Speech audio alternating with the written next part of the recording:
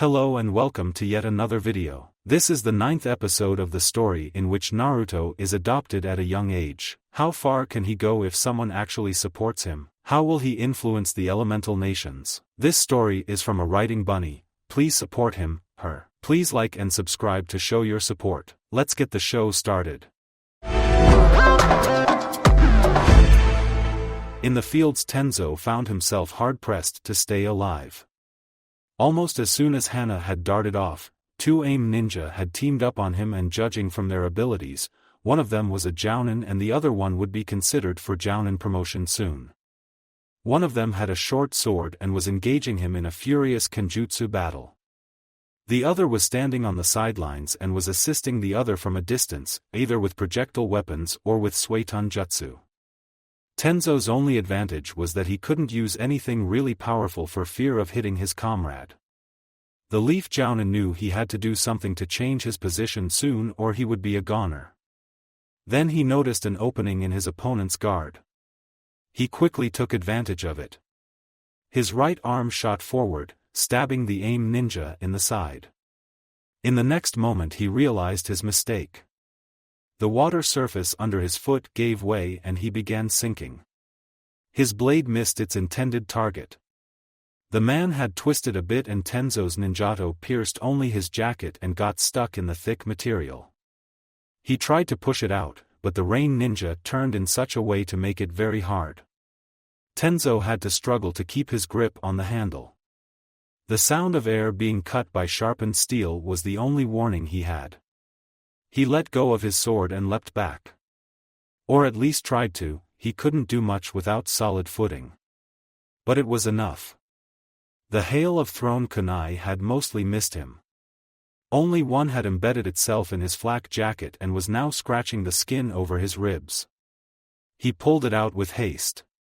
He did it just in time to use it to block a swipe from the rain ninja, who still had Tenzo's ninjato lodged in his vest.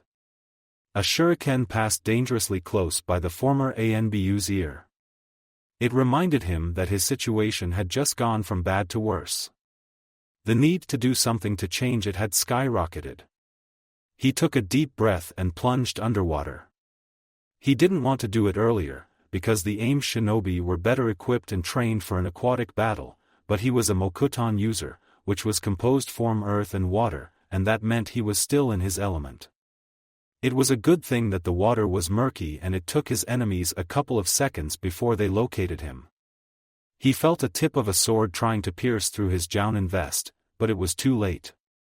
He was already finished with his hand seals. His chakra spread into the water around him. The water rose in a wave, throwing his attacker off. The Konoha Jounin didn't waste a single moment. As soon as he gained some distance between himself and the enemy, he began another series of seals. The first jutsu wasn't meant to incapacitate his opponents, but what he was about to unleash was. He concentrated to find out the exact locations of the AIM Shinobi. He could feel one without a problem, but the other one was too far and he couldn't pinpoint the exact place. Too bad. He'd have to deal with him later. The AIM Swordsman didn't believe his eyes when little trees suddenly sprouted from the mud and water around him. He blinked once to clear his eyes and that little moment of hesitation cost him dearly.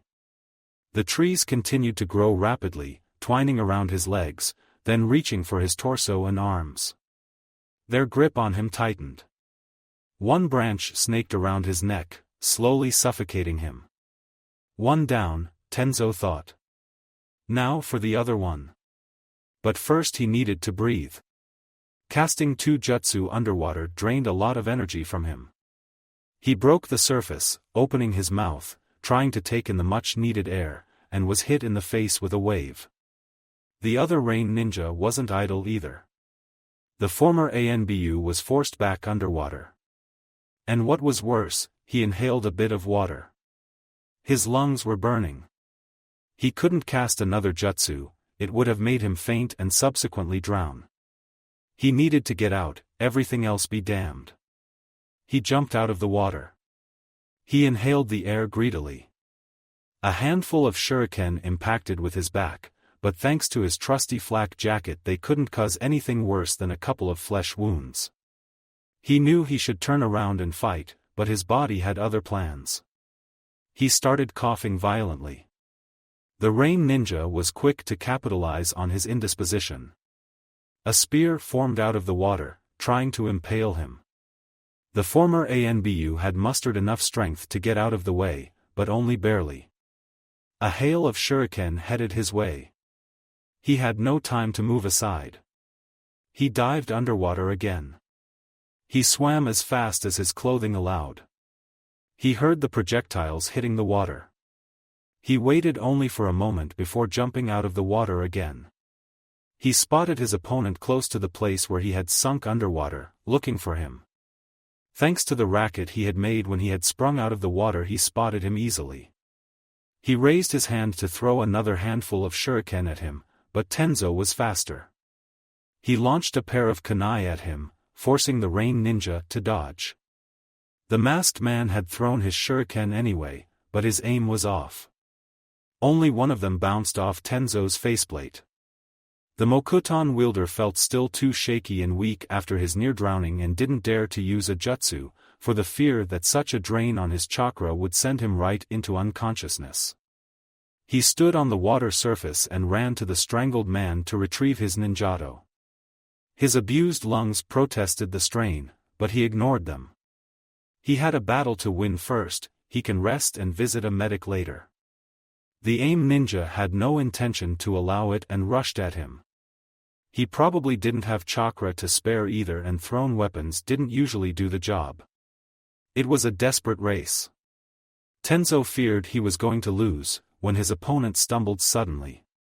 The leaf jounin spared a glance over his shoulder to see what had brought him the sudden luck. He saw a kunai protruding from the man's calf. Behind him Hana stood, preparing for another throw. Further behind, one of her dogs was limping towards them. The aim ninja, seeing the new development, turned towards Hana. He saw her as a young girl and therefore an easy target. He sent a water spear at her, which the Inuzuka heiress avoided easily. Tenzo used the brief reprieve to pick up his sword. It also gave him the time to catch his breath. He didn't feel like fainting if he used a jutsu anymore. He took a moment to assess the situation. The rain shinobi was now facing the dog mistress, which meant he had his back turned to him. The former ANBU wasn't one to let such golden opportunity slip by. Meanwhile, the aim ninja was trying his best to get rid of Hana. He decided to take care of her close and personal. Maybe because his chakra and shuriken supplies were running low, or maybe because he was so cocky.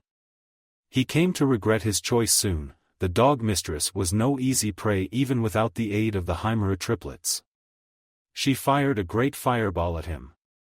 The rain chunin avoided it by diving underwater. Or tried to avoid it. Tenzo's jutsu was ready. A wall of earth rose from the bottom of the pond, raising the aim nin above the water and right in the path of Hana's Gakakyu no Jutsu. The flames of the technique burned him into crisp. The wood user let out a deep sigh and leaned on the tree, still holding the corpse of the other aim ninja. The last technique had drained him more than he expected. Either his near drowning had been worse than he thought, or he'd have to step up his training. "Are you all right?" he asked Hana.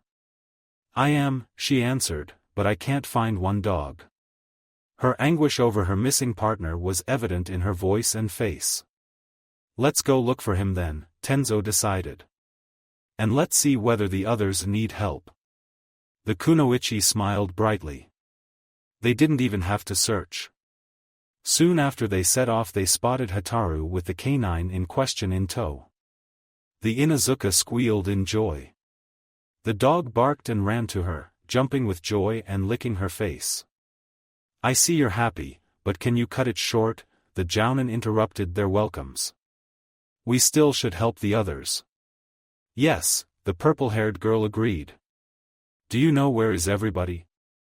"I think that way," the Mokuton wielder pointed, but before he could say anything else, the air around them was filled with oppressive red aura. "Naruto's in trouble," Hana exclaimed.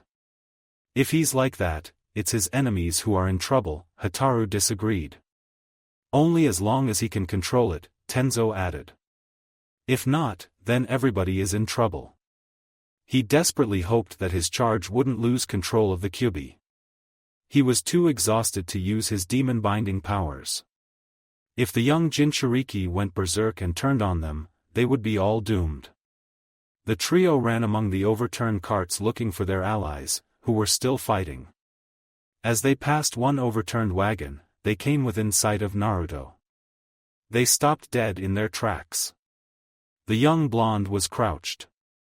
On the ground, enveloped in red haze, two tails of chakra waving behind him. In front of him was lying his opponent, or what was left of him. The demon vessel was systematically tearing him apart, one little piece after another. The rest of Team Tenzo had the sinking feeling that the man was still alive. In that moment, they understood that their nightmares had just come true. On the road for a moment, Anko's heart froze in fear. She recognized the sinister chakra in the air immediately. It had been 9 years since she had felt it and she had hoped she would never have to feel it again. But this was not the time for idle musings. She was in the middle of a battle, currently in an unfavorable position with an enemy standing above her, prepared to stab her. She couldn't afford to zone out now. She was only alive now because her opponent was startled as well. The moment the oppressive aura had filled the air, he had forgotten all about her and was now looking around, searching for its source. It was a fatal mistake. The dark-haired woman quickly fished out a kunai from her coat and sprang up like an attacking cobra. Her hand was aiming right under the hem of the man's flak jacket. She buried the kunai in his guts up to the hilt. The rain ninja screamed in pain, but he wasn't down for the count yet. The kunoichi twisted the blade in the wound for a bit before pulling it out. The aim nin fell to his knees. The snake mistress finished him with a stab to his head. With the immediate danger over, she could address the rest of the situation. Akame Iwana was lying on the ground, bleeding from the neck wound. Izumo was kneeling next to him, trying to stop the flow, but it looked like a wasted effort to her. Kotetsu was rushing towards her, prepared to assist her, but stopped when he saw she didn't need it anymore. Instead, he looked worriedly over his shoulder. "Is that?" "Yes," she nodded, "it's exactly what you think." "What are we going to do?" he asked worriedly. What, indeed? That was the question. It wasn't like she could do much against a demon when she was at her best and currently one of her arms was useless. They could only pray that they wouldn't need to do anything, and that meant trusting Naruto to handle himself. For now, she had to prevent her subordinates from panicking. "Take care of the wounded," she ordered Izumo, "and you," she turned to Kotetsu, "come with me and we'll look whether someone else needs help." Kotetsu nodded. Izumo looked up from his position beside Iwana. "This one isn't needing my help anymore." "What?" she barked at him. "I think he just died," the Chunin elaborated. "Oh," she paused. "So you'll be going with us too?" Kotetsu nodded and joined the party. They didn't get too far when they spotted Team Tenzo minus Naruto sprinting towards them. Hana was carrying a limp dog. The expressions in their faces didn't bode well. "What's the matter?" Anko shouted. "Trouble," Hotaru replied. "Naruto lost it." "Can you restrain him?" The black-haired kunoichi turned to Tenzo. The former Anbu shook his head ruefully. "No. I'm low on chakra." "Too bad," the snake mistress grimaced. "What are we going to do now?" "Run?" Kotetsu suggested. "Good idea. Let's just hope he snaps out of it before he catches up." The two Chunin visibly paled. "Where's Akame?" the Mokuton wielder inquired. "Dead," the Tokubetsu Jounin replied simply. "And the AIM Shinobi?" "We took care of ours." "So did we." They ran. They made barely 100 steps when they noticed they were followed. And their pursuer was gaining rapidly. Naruto's mind. Naruto felt like he was drowning. Everything around him was submerged in an ocean of blood-red power. It was pushing on him from all sides, trying to suffocate him. He resisted with all his might, but there was nowhere to escape to. The space around him shook with deep vibrations, and after a while Naruto realized it was laughter. After listening to it for a while longer, he thought he recognized the voice. It was one he dreaded hearing. Kyuubi's. But what had happened? Last thing he remembered, he was finally gaining the upper hand in his fight. He wasn't in danger and he couldn't remember being wounded. There was no need for the Nine Tails chakra to come out and he certainly didn't call on it. So what did happen? And did it even matter? He should be concentrating on getting his control back. But how? He took a careful look around. The place, that at first had seemed so alien, suddenly became familiar. He was in one of the tunnels of his mindscape, only instead of darkness it was filled with sinister red light. He quickly decided which way to go. The malignant red chakra grew thicker and thicker the further he went. Every step was more daunting task than the previous one. But Naruto refused to stop. He couldn't. The flow of chakra going in the opposite direction was trying to sweep his feet from under him, but he refused to give in. Then, after what felt like an eternity, he entered the cavern that housed the Kyuubi. He stopped dead in his tracks on the threshold. The cavern was alight with the demon's chakra. He could now see how enormous it really was, but he barely spared it a glance. His attention was fully occupied by something else. The beast itself was standing close to the gate, grinning evilly, its tails pushing between the bars, sending its poisonous chakra through. Naruto squinted in the red light. He tried to find the paper seal on the bars, but the currents of demonic chakra obscured it. What was going on? How was the kitsune able to do what he was currently doing? The monster suddenly moved, his head turning to face the child. So you could actually get here, it snickered mockingly. I'm impressed. But it doesn't matter. You are powerless to do anything anyway. What's going on? Naruto shouted. Foolish little mortal, the demon sneered. Can't you tell? You really are just a stupid hairless ape. All I see is that you are out of your place. My place? Out of my place? Don't you ever dare to tell me where is my place again, mortal. Though, I suppose, you won't have the opportunity ever again, the fox grinned evilly. Don't count on it, the human snapped. Count on it? Kyuubi cocked his head sideways. I don't have to count on anything. You have already lost. I don't see it, the Bond lad scowled. I don't know how you got out of your cage, but I'm going to kick your sorry hide back in. Such big words from such a tiny pest, the monster mocked. I'd like to see you try, because you are inevitably going to get crushed. You wish. I don't have to wish, I can simply do it, the creature boasted. And there's nothing you can do about it, you insignificant little bug. Soon I'll have my freedom back and then I'm going to tear apart everybody who had anything to do with the pest who sealed me in here. I'm not going to allow it, Naruto stated. He punched one of Kyuubi's tails. His fist went right through. And how do you plan to accomplish that, the kitsune taunted. As you can see, all your efforts are in vain. We'll see about that, the Jinchuriki growled with conviction. In fact, he wasn't feeling confident at all. He had no idea how did the demon's chakra leak out nor how to plug the leak. The demon realized it as well. Try as you might, you fool, the fox laughed. You don't even know what allowed my chakra out. Care to enlighten me, O wise and ancient one? The blonde asked sarcastically. And why should I? The Nine Tails raised an imaginary eyebrow. Because it doesn't matter anyway, the boy tried. Nice try, the Kyuubi snorted, but I don't think so. So it does matter, the Chunin exclaimed triumphantly. Not really. Then why don't you tell me, the youth prodded. Are you afraid that if I knew what happened I would be able to stop it? No, the Nine Tails denied, but why take the chance?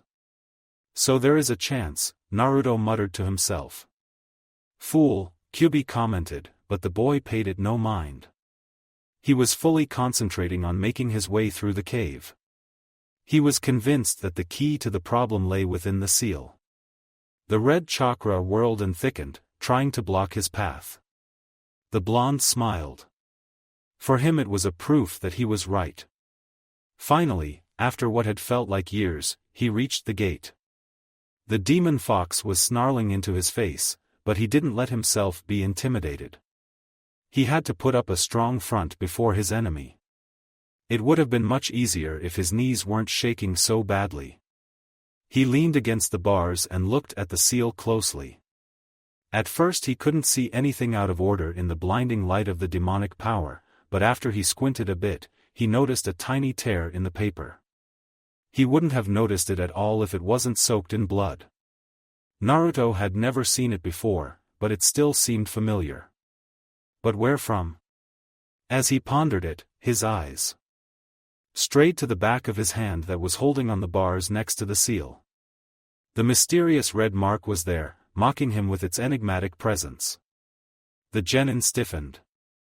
It was exactly the same shape as the tear in the seal. He did a double take to make sure, but the result stayed the same. But how was it possible? His thoughts turned to the last time he stood here. It had been during the fateful banquet battle in Suna, when he had needed the power to fight Rushi and the Yonbi. He had reached into the cage then and grabbed onto the chakra. He had thought that was the end of it, but obviously not. Could he have gained the mark back then? Could he have been wounded without noticing it? So did you finally realize it, or is your tiny brain unable to process even such simple information? The fox interrupted his thoughts. I think I get it, he answered. You actually think, the Nine Tails snorted. That's a new one. Naruto ignored him. He had more pressing concerns on his mind, namely stopping the flow of Kyubi's chakra into his system. So there was a tear in the paper seal and it was soaked in blood. What could he do about it? Keep the edges together? Clean the blood? Something entirely different? He should start with the first two and see where it would lead him. He laid a hand on the rip. That presented him another problem. How does one repair a torn seal?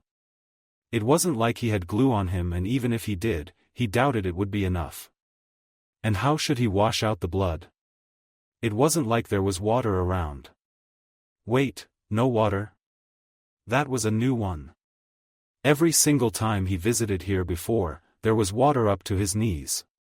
But now, what was there? He looked down. So you realize the futility of your efforts? The boy ignored the demon completely. Instead he focused on what was under his feet.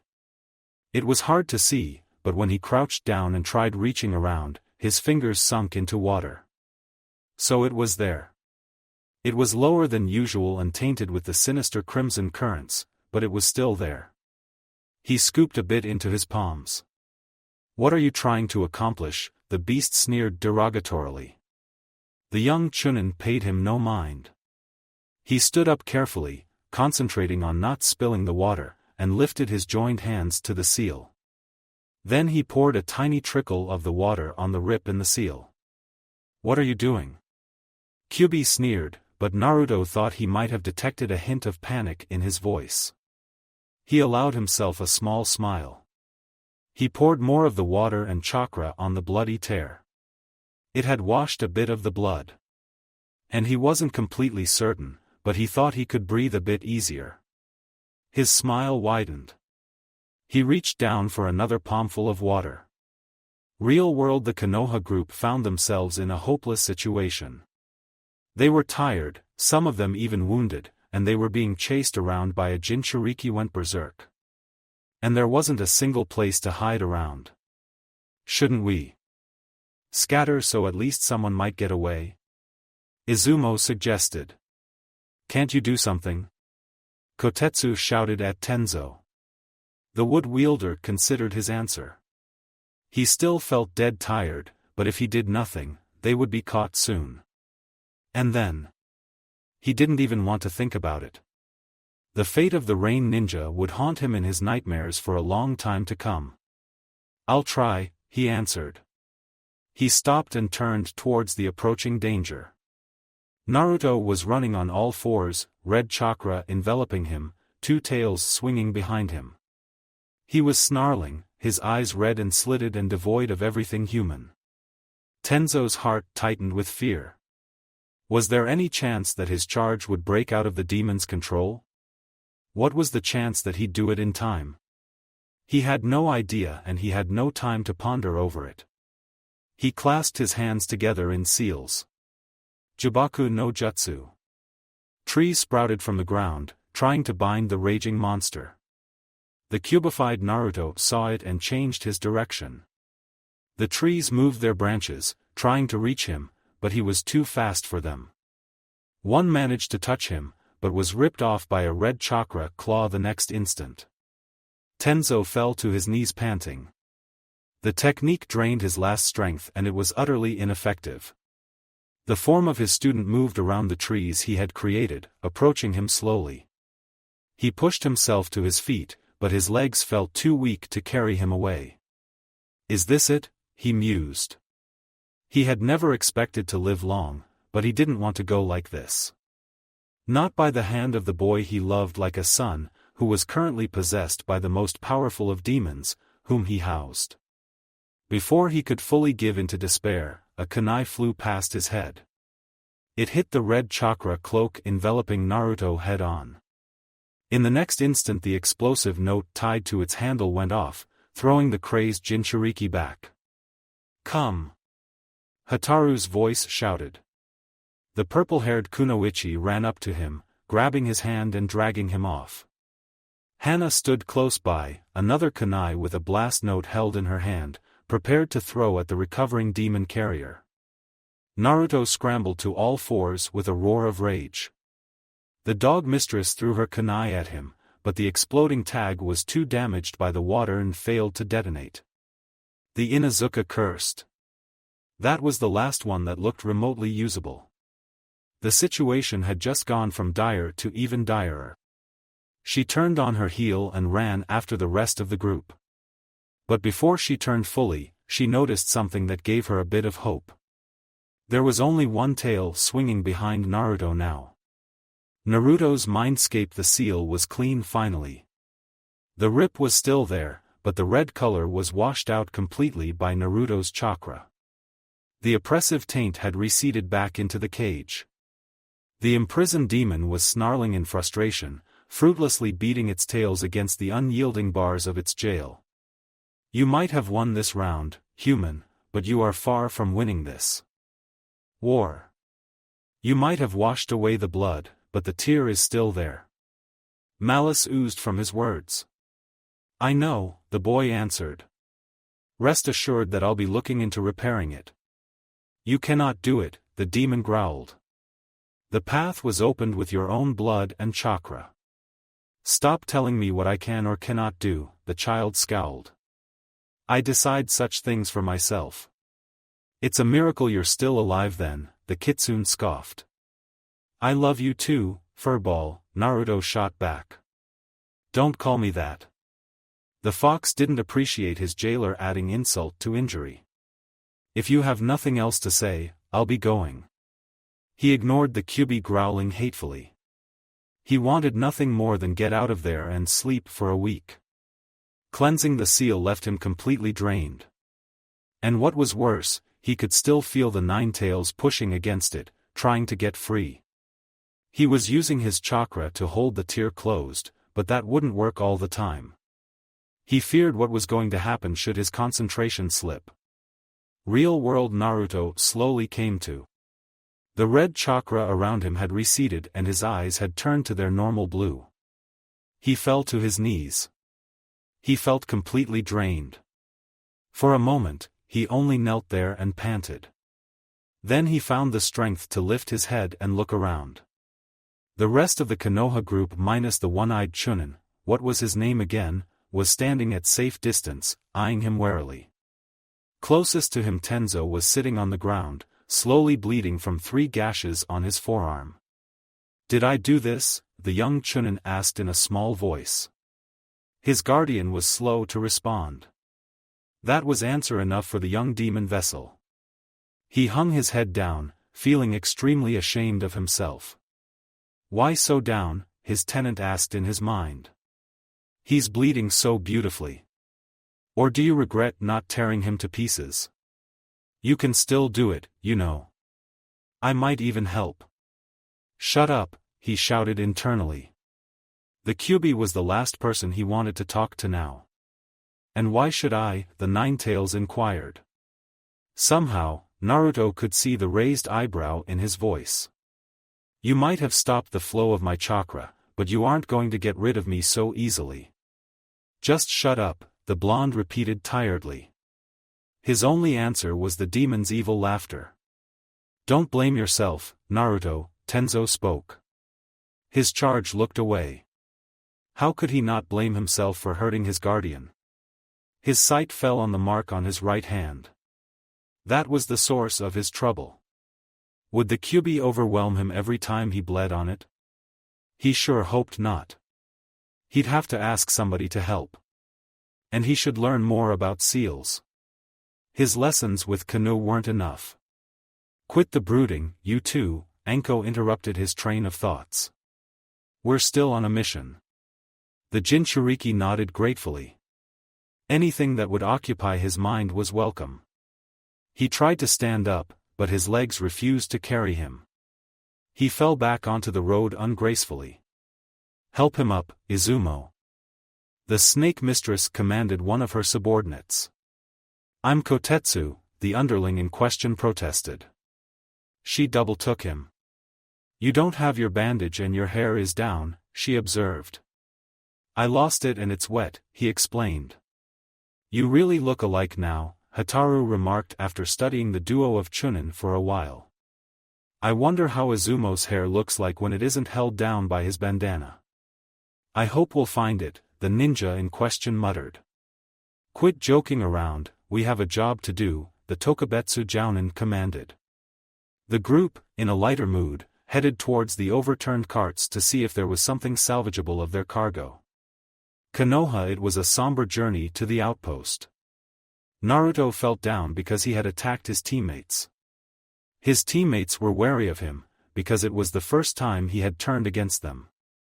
The Kyuubi wasn't helping a bit with his comments. Anko had tried to lighten the mood by cracking jokes about how Izumo and Kotetsu now looked like twins without their trademark bandage and bandana. Izumo's hair was spiky and wild without it, but she had no success. Naruto's right hand was now wrapped in bandages to prevent any blood from getting close to it. He wasn't too sure it would work if he was wounded in a battle, but fortunately they didn't encounter any more enemies on their journey. The outpost's commander hadn't been too excited with the state they delivered his supplies in, but they managed to divert his anger towards the Rain Ninja. They returned to Konoha and reported the occurrence to the Hokage.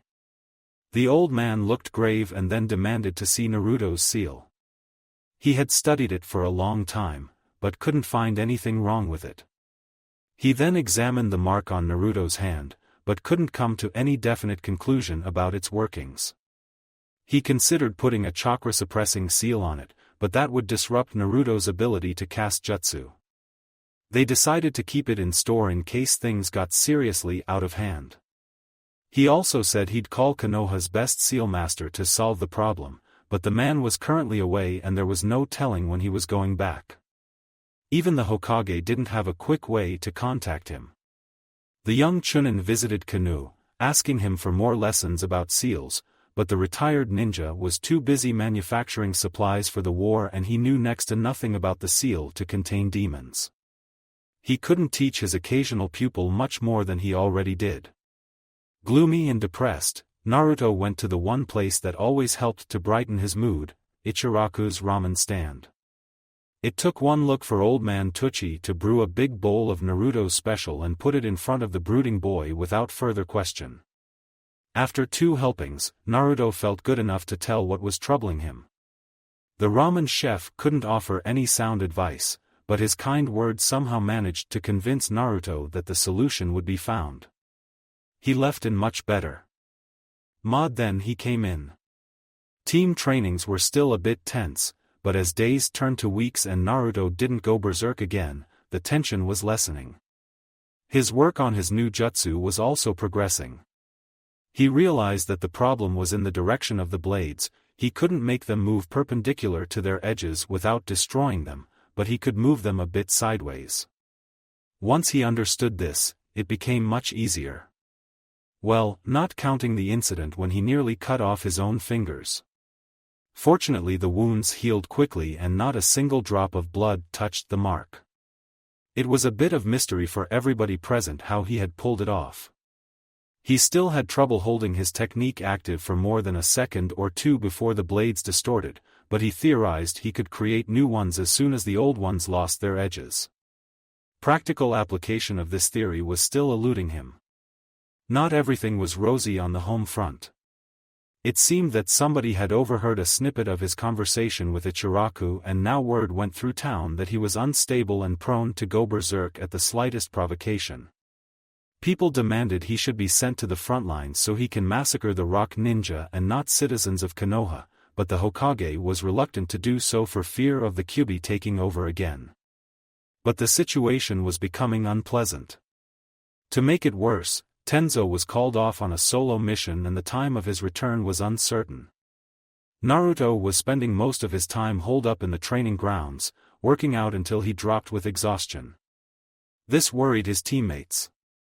Something had to happen or he would snap. Fortunately, the solution presented itself. They were sent on an undercover mission. Frost Country, so what's the plan again? Naruto asked as they were speeding through the trees. Get to the city, infiltrate the festival, keep an eye on Daimyo Watch's name. Futsutsuka? Hataru tried. Fusutsuka, Hana corrected. Fusutsuka, Futsutsuka, what's the difference? The blonde boy shrugged. The brunette shot him a dirty glare. Keep our eyes on Daimyo Fusutsuka and report any suspicious activity to Daimyo Kikutomo, Hataru finished. I know that, the youngest team member replied, but how are we going to do that? Are we going to just wander around, munch on some dango and keep our ears open and hope we'd hear whatever ploys is Futsutsuka plotting? It isn't like the mission scroll gave much detail. That it didn't, the Inuzuka heiress grimaced. And it's Fusutsuka. Fortunately, we have almost a week to spare before the festival begins. That's plenty of time to come up with something. We have to make ourselves inconspicuous first, the purple-haired Kunoichi suggested. Yes, Hana agreed. We'll have to do something about this face of yours, she pointed at Naruto. Look at yourself, the blonde retorted. Those clan marks of yours are quite obvious, and how do you intend to hide your dogs?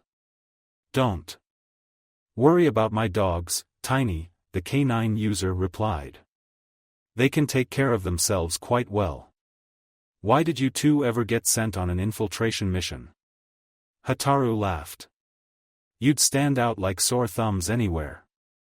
I have it much easier. Are you so sure? Naruto raised an eyebrow. Those hair of yours isn't exactly inconspicuous either. What do you have against my hair? The oldest girl on the team scowled. You mean beside the ridiculous color? The only boy of the trio raised his eyebrows. What's wrong with it? Hataru retorted. It's beautiful, unlike a certain somebody. Shouldn't we be planning for the mission? Hana chastised them. Yes, the other girl admitted, but what are we going to plan? We have virtually no information. Then we are going to gather it first, the clan heiress answered. Thanks for the advice, the purple-haired Kunoichi replied sarcastically. I wouldn't have figured it out myself. It would be much easier if we at least knew what to look for, Naruto mused. I mean, the daimyo of Hot Springs Country suddenly decided that the daimyo of the Frost Country might be plotting something against him. He didn't even say what tipped him off. If he at least said who is he supposed to be plotting with. Then he wouldn't need us, would he? Hana pointed out. True, the boy agreed. So what is our cover story going to be? They all agreed they were going in as civilians. Frost Country didn't have their own hidden village, but their location at the neck between Hot Springs Country and Fire Country behind it, and Lightning Country made it easy for the locals to hire ninja from both villages. Even Kiri wasn't far, so they could expect to see somebody from there too. The Frost Country capital, Shimo, stood in a hilly area deep inland. Its surroundings were mostly grassy, but there was a couple of occasional forests as well. A river flowed around it, creating a deep valley with steep sides, with cliffs emerging on several places. The biggest of them had jagged edge that was often covered in frost whenever it got cold and glittered beautifully in the morning sun. Local legend said that the whole country was named after it. It was entirely possible, because the daimyo's castle stood on top of it. Around the castle, the rest of the city was built. A major trading route went through it, leading to Lightning Country at the northeast and to Hot Springs and Fire Countries at southwest. It was this southwest road, on which a traveling performer named Akane and her 3 trained dogs entered Shimo. Some people were intrigued by her well-behaved canines and bright face paint, but thanks to the upcoming festival, many artisans were coming to the city, so she didn't stand out too much. An hour later, 2 orphan sisters, Ran and Run, entered the city. Some men turned their heads after them, since the older one, Ran with her long dark hair, was quite a looker, but otherwise they remained unnoticed. They wandered the streets for a while, listening to people's chit-chat, until they settled for the night in the preening Peacock Inn, where a traveling artist happened to be showing tricks with her 3 trained dogs. After a modest dinner they retired to their room for the night. Hotel room. I'm going to murder the hag who sold me the hair dye, Hataru, currently known as Ran, muttered. Pleasant gingery shade, she said. Ginger, cha. If this is Ginger, I'm the princess of Fire Country.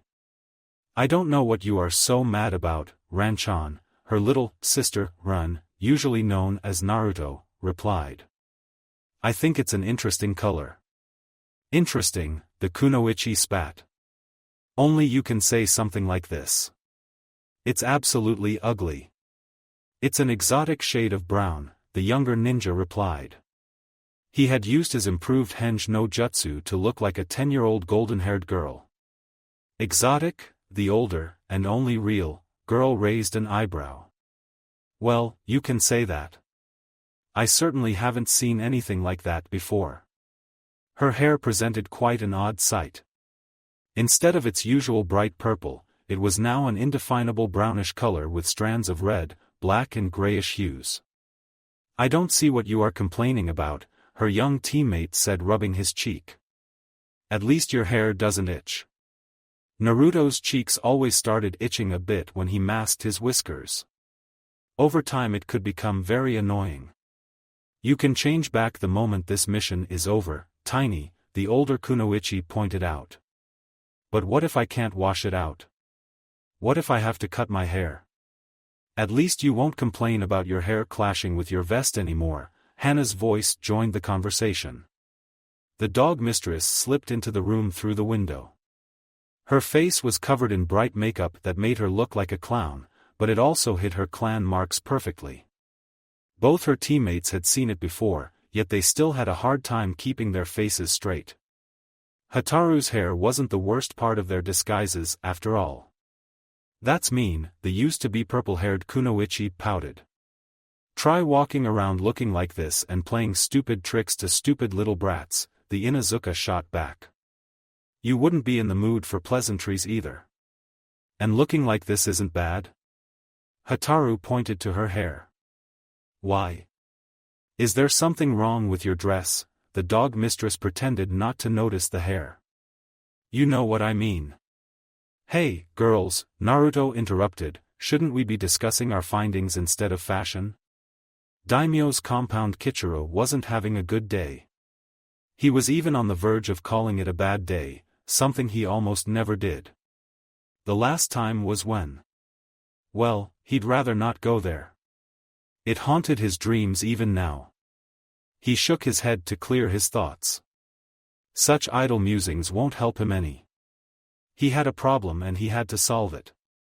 He was the chief butler in Daimyo Fusatsuka's household and he was responsible for the preparations. Going smoothly. He shuddered when he remembered the fate of his predecessor after the debacle 3 years ago. There was no way he'd allow something like that happen to him. The problem was that it was now mere 3 days before the festival and an epidemic had broken out amongst the household staff. It had been the worst among the maids. He even had to temporarily promote some of the kitchen staff to fill in the empty spots. That naturally opened up positions among the cooks, so he was forced to hire. And to make matters worse, there didn't seem to be enough decent helpers in whole Shimo. The moment the word spread out that there was work in the daimyo's palace, every street kid applied. He had to deal with such ruffians. Like now. The youngster barely knew how to stir a pot, much less cook a decent meal. And let's not even go into his personal hygiene habits. At least the pair that entered after him looked good. And what good looks they were. The older one couldn't be more than 15, but she was already shaping up nicely. He could imagine she would grow up into quite a beauty in a couple of years, if it wasn't for her odd hair. The younger one. Well, he didn't think he'd ever seen such a beautiful hue of gold before. And if she took after her sister in central departments, then in a couple of years. Well, that was like something out of his favorite books with orange covers. He closed his eyes and counted to 10, trying to banish the mental image of a golden goddess from his mind. He was a serious, respectable person, he couldn't allow himself to be caught leering at little kids. Once he was alone though. He counted to 10 once more. This wasn't the time for daydreaming. He had a job to do. He remembered what had happened to his predecessor for botching the festival. That was enough to purge all perverted thoughts from his head. He opened his eyes. The 2 girls were waiting patiently. What did you say your names were? I'm Ran, the older one answered. And I'm Ran, the younger one added. Even their voices were sweet. Beautiful names, Kichiro uttered. The girls smiled coyly. It looked utterly too cute on their young faces. Thank you, kind sir, Ran blushed. Ran only looked at him with her huge sky-blue eyes. Kichiro felt his heart fluttering. He swallowed. He couldn't let himself be distracted so easily. So you are looking for work, he said in the sternest voice he could muster, which wasn't much. He didn't have the heart to be mean to pretty girls. The 2 beauties nodded. Now you must understand, it's only temporary, though if you perform well, you might be hired long-term. Really? The golden-haired little angel asked with hope in her sweet voice. Kichiro mentally slapped himself. What was he doing? If he was too soft on the applicants, they would demand a high salary and that just couldn't be. Did everybody think that the daimyo's treasury was bottomless? It certainly wasn't the case, as Yokomaru-sama, the Minister of Finance, often reminded him. No, he had to be stern, no matter how hard it was not to smile at such pretty girls. Now what job would he assign to them? It would be a shame to have them waste away in the kitchen, their beautiful soft hair matted by the fumes from the cooking food. No, he'd assign them to serve at the tables, their guests would be delighted to be waited on by such beauties. He would have preferred to keep them for himself, but one couldn't have everything. You must also understand that it's a very responsible job, he preached to them. You will be providing for some of the most important people in this country and several others. The younger girl swallowed, looking mildly intimidated. The nobles expect everything to be perfect and they can get quite angry when the services don't meet their expectations. And trust me, you really don't want one of them angry at you. Now little Ren looked ready to bolt. Maybe he overdid his speech a little. He'd have to go easier on her, or she would run for real. He allowed a small smile to appear on his face. Now, what your duties will be. The girls perked up, listening with rapt attention. You will be. At this moment, the door opened with a bang, interrupting Kichiro's speech. An elderly obese matron in a dirty apron appeared in them. What's taking you so long? She barked, scowling at Kichiro. What are you doing here? He scowled back. Yuna, the head cook, was the last person he wanted to see now. The lunch isn't going to cook itself and you still didn't send me enough helpers, she berated him. Are you slacking off again? Then her eyes fell on the pair of girls he was interviewing. You two, come with me, she ordered in a voice that silenced any protests before they could be voiced. Kichiro could only watch in dismay as his two angels disappeared in the dungeons that housed the kitchens. Preening Peacock in report, Hana commanded when the team gathered in their room. How did the infiltration go? Partial success, Naruto answered. Partial? The Inuzuka raised an eyebrow. We managed to get a job, but it wasn't the one we were aiming for, the blonde explained. If I see a dirty plate again, I'll smash it on somebody's head, Hataru added. Why did we have to get a job there again? Couldn't we just sneak around? We're ninja, for Kami's sake. It's much better to have an excuse should we get caught, Naruto reminded her. And why would we get caught? We are ninja and the guards are not, the Uzuki girl grumbled. Some of the guests might bring shinobi guards, the dog mistress reminded her. Right, Hataru admitted. But it still isn't worth all the dirty dishes. Don't be so down, her younger teammate tried to cheer her up. At least you can finally put the special kunoichi classes to use. Do you even have any idea what they taught us? The girl snapped. No, the boy admitted. They taught us the refined arts essential for women of class, not some measly dishwashing, the Uzuki explained. Now if we got the job as waitresses, that would have put my hard-earned kunoichi skills to good use. It would also make it harder for us to sneak away, Naruto pointed out. We wouldn't have to sneak around if we were already there, Hataru huffed. Do you think they would discuss a conspiracy in front of so many people? What do you know? She shrugged. She knew he was right, but she didn't like to admit defeat in an argument. It made her even grumpier than washing the dishes. Now if you're quite finished, Hana said, can you tell me what did you find out about the castle? People there use loads of plates, Hataru answered. The dog user sighed. There are lots of people, Naruto observed. We haven't detected any shinobi presence. They wouldn't go into the kitchen first place, Hataru muttered. I went into the kitchen, the Inuzuka heiress pointed out. I don't even want to know what you did to the servants, the only boy on the team said. Nothing permanent, the medic of the team answered, but they're going to feel sick until the festival is over. And you better have something more to report. Don't tell me I got into the trouble of gathering the proper herbs for this. Well, Naruto scratched his head. Hana scowled. That Yuna woman didn't let us from her sights, Hataru finished. Is that supposed to be an excuse? I expected better of you, the self-proclaimed team leader chastised them. Are you ninja or not? That wasn't the performance worthy of a chunin. And what about you? The boy retorted. Did you have any more success?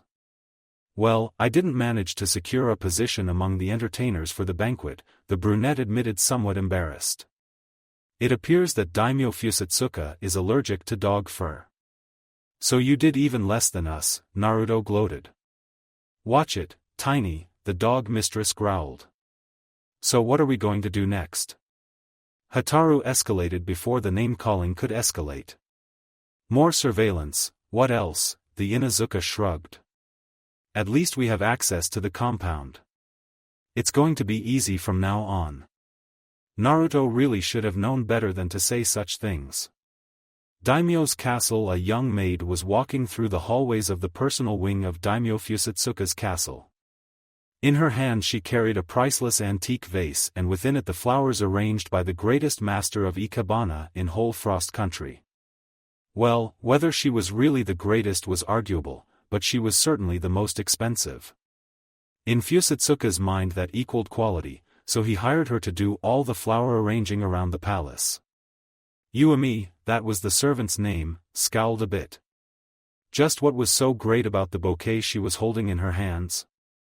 She was no expert of the flower language, so maybe the whole arrangement was some elaborate poem, but to her untrained eyes it looked, well, not exactly ugly, but she thought she could have done better. The blue, purple and white blossoms sure were pretty, but what was the one reddish-orange doing there? It completely ruined the whole. She shrugged.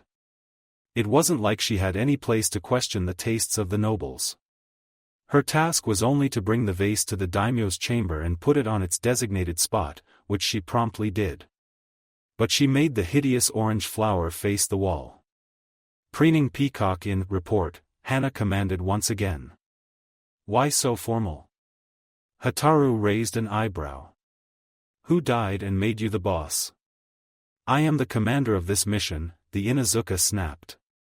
She had spent the day making her precious Haimaru perform silly tricks and enduring the ogling from the male populace, so her temper was quite short.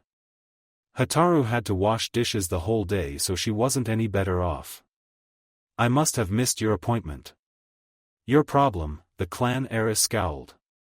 Now the report. Oh, yeah, the other kunoichi sighed. I spent the day washing dishes, listening to idle gossip, failing to learn anything of importance, unless you consider the latest development in the affair between the head cook and the chief stable boy a matter of importance. It was gross. They're both ancient and fat. Oh, they also brought lots of supplies, so lots of guests are expected. Oh, and I also helped to place some transformed Naruto clones around. What about you? The self-promoted mission leader turned to her male subordinate, though he didn't look that way at the moment. I got my disguised clones into the main wing of the palace, Naruto began his report. I managed to keep the daimyo under surveillance most of the time since noon. And what did you find out? The brunette prodded when the young blonde, wasn't about to continue. Nothing of interest, the youngest Chunin answered hurriedly. His teammates immediately knew he was holding something back. That isn't enough, Hana scowled. Give me a more detailed report.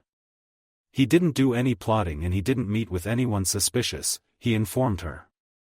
That's still not enough, the kunoichi stated.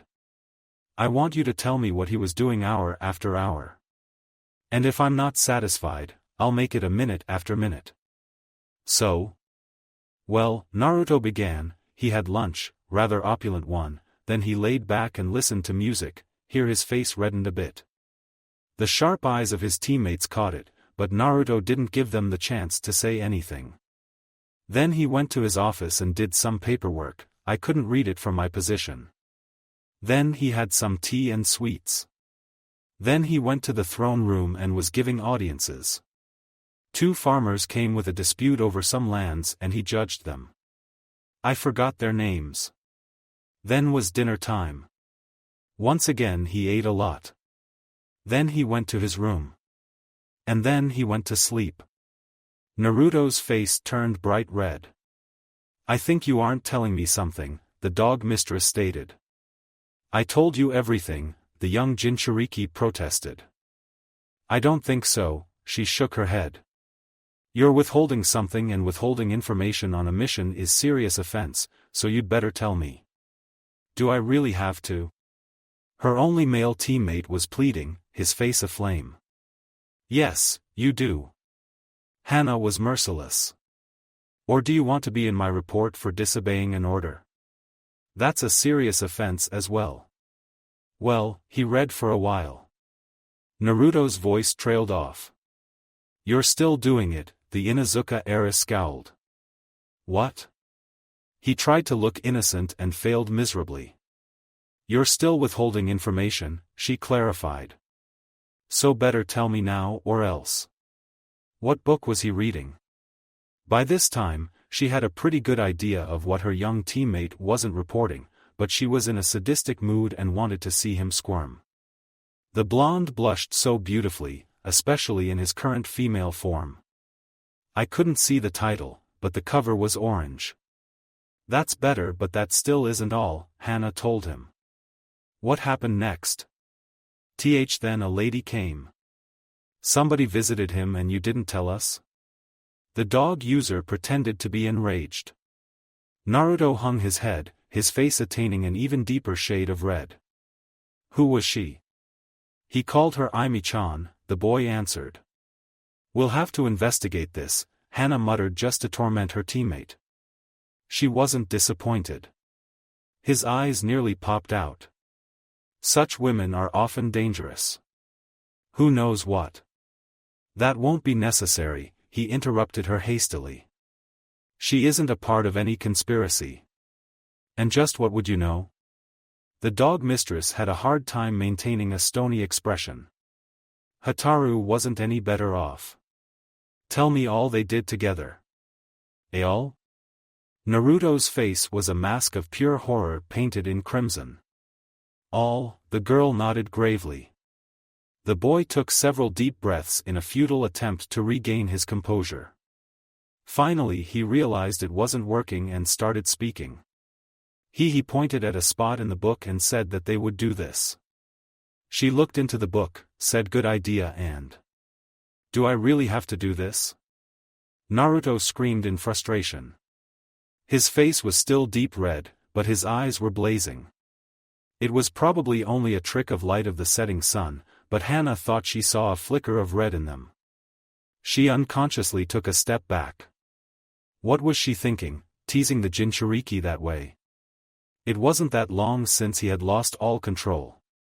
What had gotten into her that she had nearly tried to cause another such incident? No, you don't have to, she shook her head, her heart beating rapidly. I can imagine. Good, the boy growled.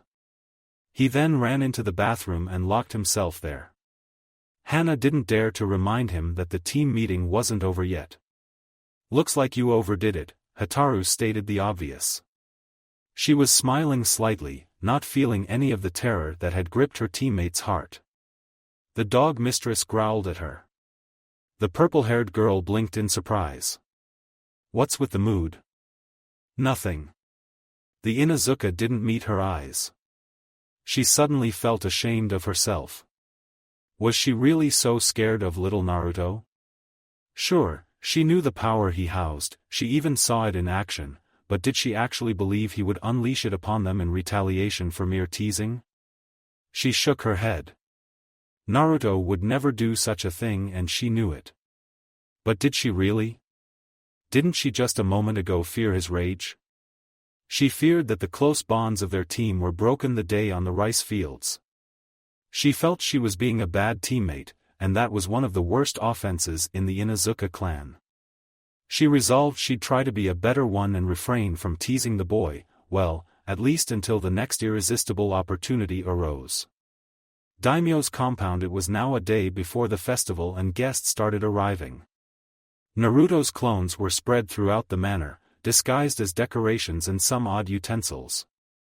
They were keeping their eyes on every person that arrived, watching for any signs that one of them was the mysterious conspirator. So far they had no luck. Then in the afternoon some minor noble arrived. Naruto couldn't tell who he was and where he was from, but one thing he knew for certain, the two bodyguards with him were shinobi. And what was worse, they were wearing hitayate with symbols the young Chunin had never seen before, and Tenzo made him learn the symbols of all the current and past villages. This one wasn't among them. It was a musical note. Kitchens, what is it? Hotaru asked in the secret sign language when Naruto suddenly stiffened and nearly dropped the plate he was scrubbing furiously. Ninja around, he signaled back, laying the plate on the clean pile, even if she could still see a spot on it. Yuna was going to be mad, but neither of them cared. How many? She wanted to know. 2, he informed her. Skill unknown. And village? That was usually the most important part, so she was surprised he didn't tell her immediately. Unknown. That was even more surprising. Couldn't you see their hitayate? It was the custom to make them visible. Nobody wanted to be mistaken for an enemy by his allies. I could, the youth answered. Symbol unknown. Now there was something she really hadn't been expecting. What? She hoped that she had misread his signs, but his answer crushed the notion. Symbol unknown. That was really worrisome. You can't remember which minor village it belongs to? It would have been a convenient explanation, but despite Naruto's dislike for academic studies, he remembered important things well. No, he shook his head. I never saw it before. So you aren't that good on your general knowledge? Thekanoichi asked teasingly, but the manner in which she was biting her lower lip betrayed her real mood. Hey! You too! Yuna's voice interrupted their conversation. I don't pay you for slacking off. Or do you think the dishes will wash themselves? The two young ninja, still in the disguises of Ran and Run, sighed. And once again reached into the dirty water in the sink. After a while, when the head cook turned her attention on another poor sod, Hotaru dared to continue their conversation. Why did you dispel your clone? Hotaru asked something that had been bothering her. Shouldn't it be better if it continued the surveillance? Well, you see. Naruto looked embarrassed. What is it? She prodded. Well, one of the nobles said they never saw such a hideous bouquet and they threw me out, he admitted with a sheepish girl burst out laughing. Yuna scolded them again. Daimyo's compound, another of Naruto's clones, was having more luck. It found a nice suit of armor standing in a hallway and masqueraded itself as a feather top. So far nobody remembered that the particular suit of armor should have none. So far, it had been a boring day. Only occasional servants had passed through before and most of their talking covered last-minute preparations for the arriving guests. He envied his dispelled comrade for spotting at least something important. If he could, he would have sighed. It didn't seem like he would gather any remotely useful intelligence. But late in the afternoon, his luck turned. Two people were passing by, immersed in conversation, yet their eyes were darting back and forth, looking for possible eavesdroppers. I won't believe the spot is safe until I see it, the taller, leaner one spoke. I assure it is, the shorter man replied. Naruto recognized him as the one who hired them for the kitchen job. Let me be the judge of that, Kichiro-san, his companion replied. Of course, the head butler nodded. Is 1 hour after sunset a good time for you? I think my master would agree, the tall man answered. That's good to hear, Kichiro smiled. Now for the other business.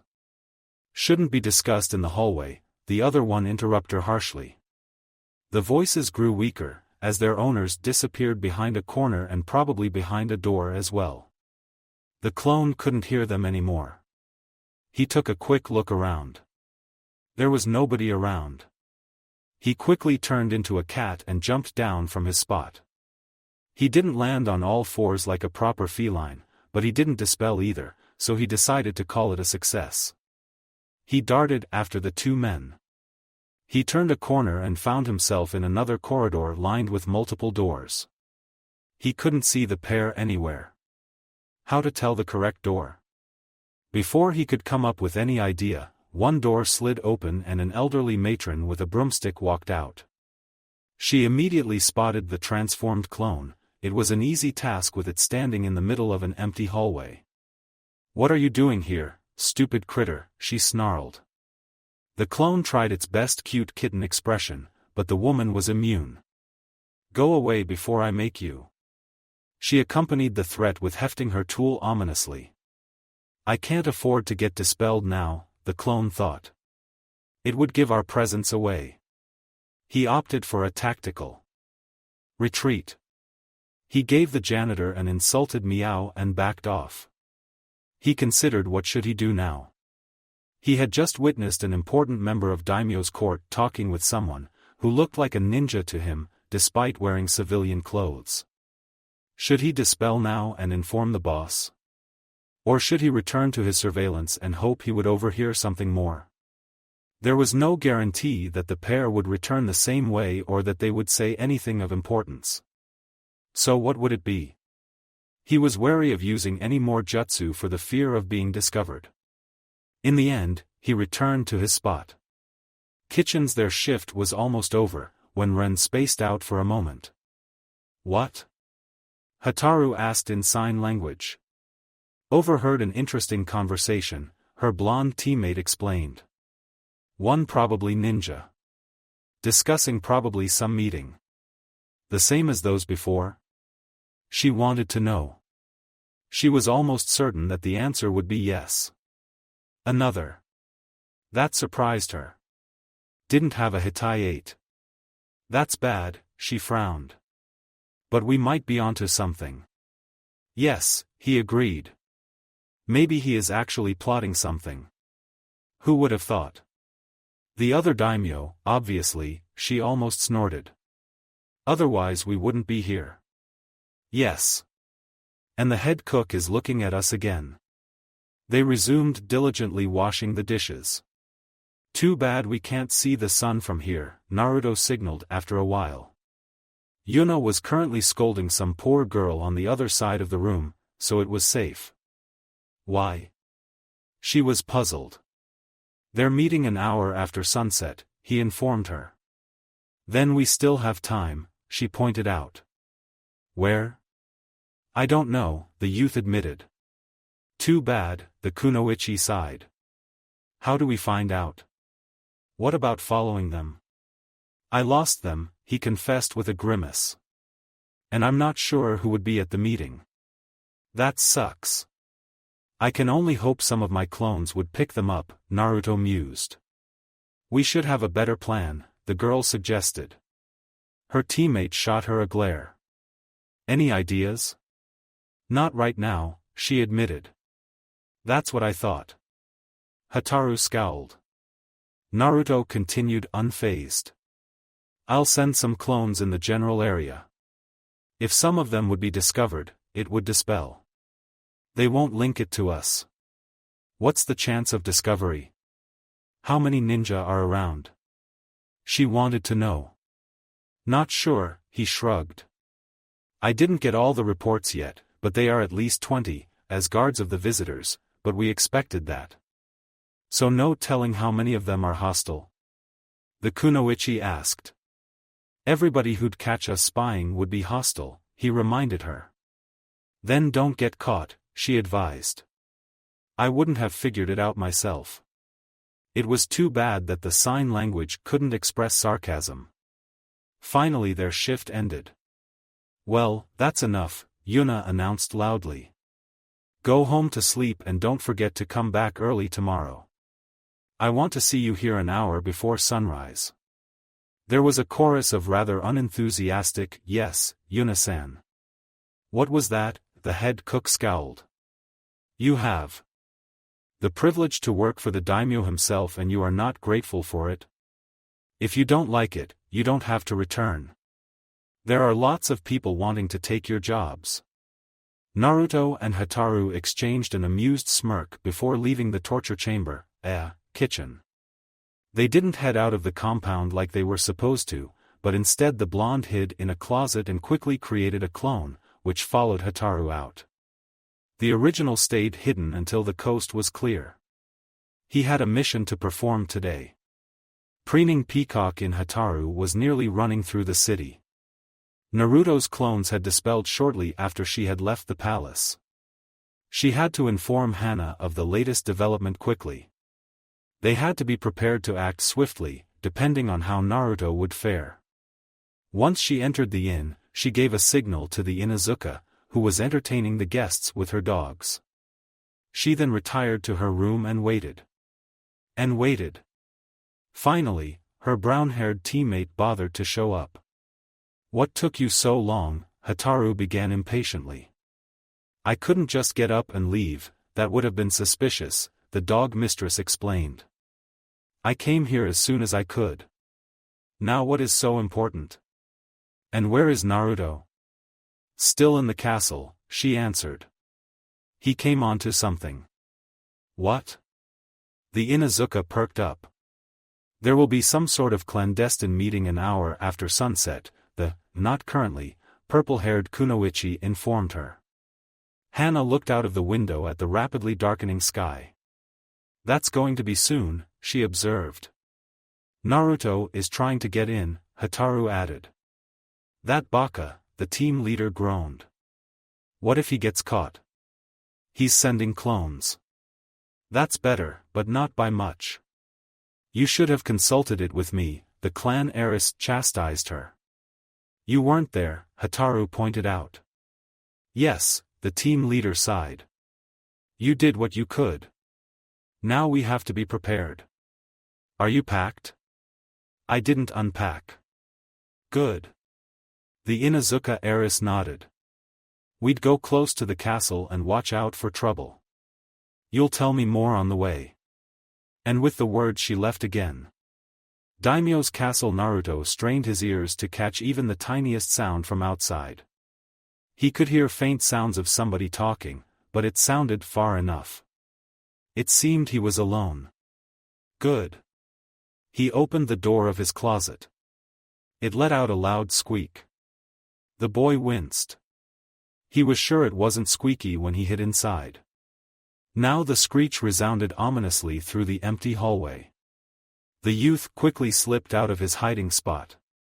If somebody discovered him, it would be easier to explain why he was wandering the hallways than why he was hiding in a closet. But he was lucky. There was nobody around. The young Chunin sighed in relief. First part of his plan was successful. Granted, it was the easy one, but he purposefully didn't think about it. Now he had to find the right place. He headed it the direction where the clone overheard the conversation. At first, it was easy, but soon he entered a busier section of the palace. He had to duck behind a corner quickly to avoid being spotted. Now how to proceed? He wanted to avoid the use of chakra as long as he could. Tenzo had warned him numerous times that it can be detected by high-level ninja. So if you want to remain undetected, don't do it. That presented another problem: how to remain unseen without the use of chakra. There weren't many things he could hide behind in the hallways. That left only one option: look like you belong here and look busy, so nobody would bother you. He quickly examined his clothes. They were simple peasant clothes, stained from his work in the kitchen. They wouldn't do. Fortunately, they had counted on a situation like this. He quickly stripped his yukata and turned it inside out. The inside revealed itself to be a sapphire blue color decorated with orange flowers. He quickly put it on and bound with a blue belt he had been hiding in his sleeve. He looked himself over. He was still in the disguise of Ren, and the colors of the garment brought out his hair and eyes nicely. He smiled. Much better. Now what to make himself look busy with? Daimyo's compound. Kichiro was rushing through the corridor. His lord was meeting important guests and the incompetent servants completely forgot to leave any snacks there. What if the guests or Daimyo Fusatsuka would get hungry and there wouldn't be anything they could bite into? That would make them angry, and Kichiro certainly didn't want his lord angry at him. Did he already say what had befallen his predecessor? He preferred not to think about it. At least the sorry excuses for servants had remembered sake, so hopefully they wouldn't crave the missing food anytime soon. But where to get some suitable food at this time of the night? The kitchens would be closed by now. By a sheer stroke of luck, he noticed a servant girl carrying a large bowl of fruit. Perfect. He didn't have to search anymore. Hey you, he called. The maid took a look around and made 2 more steps before stopping. Kichiro was about to shout again. Me, sir? She asked in a meek voice. He called se now that she was really pretty, with her golden hair and deep blue eyes, but she was still too young for his tastes. Now thinking of it, didn't he see her somewhere before? Well, if she came with some noble then he probably did. Come with me, he commanded. But, sir, she objected, I have to carry the fruit to my lady. No, you don't have to, he disagreed sternly. Now you have to take it where I say. But milady would be mad at me, the girl said with panic in her voice. And my lord would be mad at me, Kichiro thought. Sorry, girl, I hate being nasty to pretty girls, but my own skin comes first. You are coming with me, he said in his best threatening voice. The poor little thing trembled, but he had little sympathy for her. Now, he added with a scowl. The golden-haired child nodded mutely. Follow me, the man commanded, and the girl obeyed. Daimyo's palace. Naruto couldn't believe his luck. When the fat pervert Kichiro had stopped him, he had been scared his disguise had failed, but fortunately that wasn't the case. The man had only needed the bowl he had been carrying. Still, it had been an unwanted disruption of his mission, but then he realized that he was being led at the general direction he had wanted to go. Hope surged in his chest. Could it be? Could they really be going to the secret meeting? That would be a lot more luck than the young Chunin was used to having, but still it was a possibility. And if it indeed was true, what did it mean for him? The upside was that he didn't have to search anymore. The downside was that it was the real him walking there. If he got discovered, he'd get caught. He didn't want to pursue that avenue of thought any further. And he'd have to leave the room once he'd dropped the bowl off. If he could only stay there, or leave a clone. He didn't want to use jutsu for fear of being caught, but it looked like he'd have to take a chance here. He'd have to bet on them not having good chakra sensing abilities. Besides, if they had a chakra sensor type there, he'd be recognized as a ninja even before he'd walk into the room. They were nearing a turn in the corridor. Naruto spotted his opportunity. He slowed down a bit, falling a few steps behind Kichiro. He waited until the man disappeared behind a corner and then stopped abruptly. He set the bowl on the ground and quickly created a clone, having it transform into a lemon. He put it into the bowl. Surely nobody would bite into this. He picked the bowl and rushed after Kichiro. What took you so long? The obese man snapped at her. My sandal was slipping, the blonde lied smoothly. I had to adjust it or I might have stumbled and dropped the bowl. Kichiro growled. He sure didn't want the bowl broken. Just hurry now. Yes, sir, the maid nodded and followed him. Soon they left the palace and entered the gardens.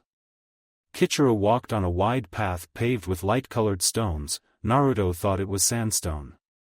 They navigated through various groves and orchards until they reached a small garden pavilion. 2 guards stood at the entrance. They looked like Frost Country samurai, not shinobi. Open the door, Kichiro commanded. We're under orders not to let anyone in, sir, the guardsman on the right replied. Don't you know who I am? The head butler preened. We do, the soldier answered evenly. You aren't exempt from the orders. But I have to get there, the pompous man protested. The servants forgot to bring any food there. What if the honored guests get hungry? Not our problem, the samurai shrugged. Then I'll make it your problem, Kichiro scowled. Oh? How? The guard was completely unperturbed. Who do you think is in charge of the provisions you get? Somehow I don't think it's you. The soldier looked at him questioningly. Well, no, Kichiro admitted, but it's my cousin. He'll do anything I tell him. The guard commander seemed to consider it for a moment. And do you know what the captain would do if I disobey an order? He retorted. Well, Sergeant, the other guard said. What? The sergeant barked. They could give the bowl to us and I'd bring it in, the second guard suggested. Well, I suppose we can do that, the first soldier agreed. That's acceptable, Kichiro said. He motioned for Naruto to hand the bowl over. The boy complied. They stayed long enough to see the guard carry the fruit bowl inside before leaving. Garden Pavilion. Naruto's clone was congratulating himself on his success. He had gotten unobserved into the room where Daimyo Fusatsuka was meeting with 2 people he didn't recognize, but who had distinctive aura of importance around them. It seemed he had dropped in the middle of a conversation. "So as I was saying before the interruption, I trust you have no problem with that?" a tall dark man asked in a rhetorical tone. It was obvious he didn't really care about the answer, but was pretending for the sake of appearances. "You still haven't convinced me, Kaidano," Daimyo Fusatsuka replied. "What is there not to like about our offer?" The third man added his 2 bits to the conversation. He was a short man of a completely ordinary appearance, but Naruto felt like there was a wild predator hiding under his skin. "You'll be only profiting from it. It certainly is much better than the alternative." "Is it just me or did he really just threaten the daimyo?" Naruto's clone thought. "Sure, Frost Country is small, but just who are those guys that they can get away with it?" "I am well aware of it," Katsumi Dano, Fusatsuka replied. He was hiding it well, but the Chunin could detect the strain in his voice anyway.